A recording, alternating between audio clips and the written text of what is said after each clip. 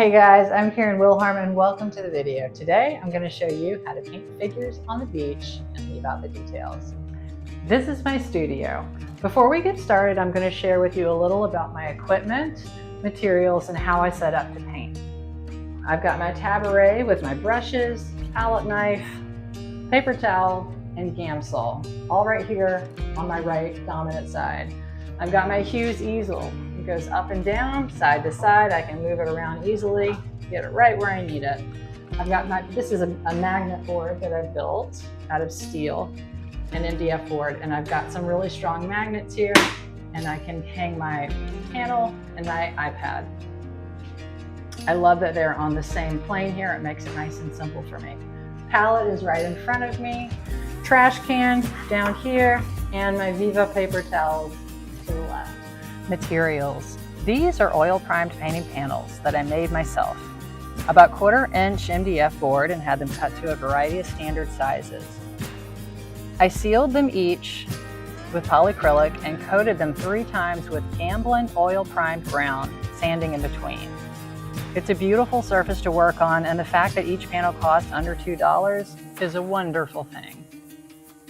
To the left is my favorite painting medium, Oleo Gel, made by Rublev. I love this stuff because firstly, it has a thick viscosity, so it's easy to manage and doesn't make a mess on my palette.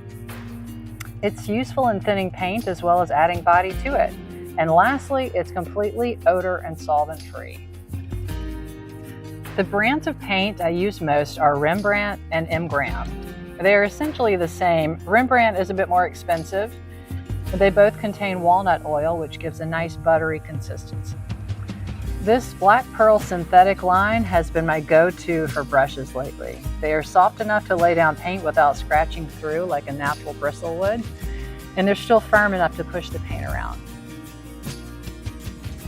I also like the Gray Matters brand of synthetic brushes. Same kind of feel, just slightly different. And this smaller brush over here is called an Escada. It's a natural bristle and it lays down a good amount of paint. Palette knife. I mostly use my palette knife for mixing, and this style works really well for that. It's a trowel shape. And this is a mason jar that I put my Gamsol in. Gamsol is a solvent. In the painting process, we use it to thin the paint and clean your brushes. Over here is a paper towel that I have clamped onto my tabouret so that it's secure for one-handed brush wiping. This frees up my left hand and makes it easy to wipe my brush during the painting process. This is a glass palette made by New Wave. It's about 14 by 16 and it's got a gray backing. These also come in white, but I prefer the gray because it makes it easier for me to judge value. Viva paper towels are great for the painting process. I use them to wipe off paint from my panel. Any kind of oil is handy to have in the studio to clean oil paint off of your hands. Before we dive into the demonstration, here are some tips on composition. A strong painting needs contrast in lights and darks, variety in angles and shapes, and 1 or more points of focus.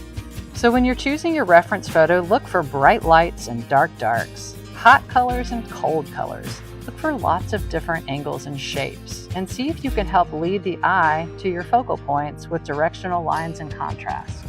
I'm toning my panel with a wash of transparent oxide brown and Gamsol, wiping it down until the value is just a step darker than the white panel. This tone will represent the value or degree of lightness that my light pattern will be in the actual painting. I find the midpoints of my panel.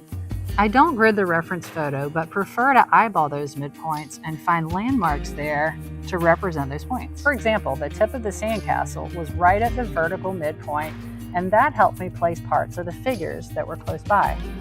The reason I don't use a grid on my reference is because it distracts me. It takes me from what I'm trying to focus on. I prefer to measure shapes off one another because that keeps me thinking more about shape and less about line. The size of this brush is a 12, so it's relatively big compared to my 8 by 10 panel. If you're trying to make a loose painting, I highly recommend using a big brush. There are so many benefits. 2 important ones being I can move more quickly, and the marks I'm making are going to be way more interesting than if I were using a small brush. By twisting and turning your brush, you can control the shape and size of your brush stroke. This way of working produces interesting mark making and variety. As I continue making shadow shapes, I go back and forth with my brush and a paper towel, correcting as needed. At this point, I bring in a blue color. Because it's light enough in value, it can be considered in the light pattern. In other words, it's not going to interrupt the simple statement of lights and darks that you see here. The purpose of this blue color is to differentiate between the figures in the background. At this point, my shapes are pretty much in the right place, and they are reading in a way that convinces me of the form of my subjects. So I wrap up this phase, let it dry overnight, and get ready for color tomorrow. I'm using a limited palette of primary colors. Keeping in mind a complementary color scheme of red, orange, and blue-green, I mix up a few averages for convenience. I love the simplicity of a small palette and the harmonizing effect that it has. At this point, I begin blocking in color using my averages. I start in the shadow, move to the light, and remember that in this case, with the sun being low in the afternoon, the lights are going to be relatively warmer than the shadows.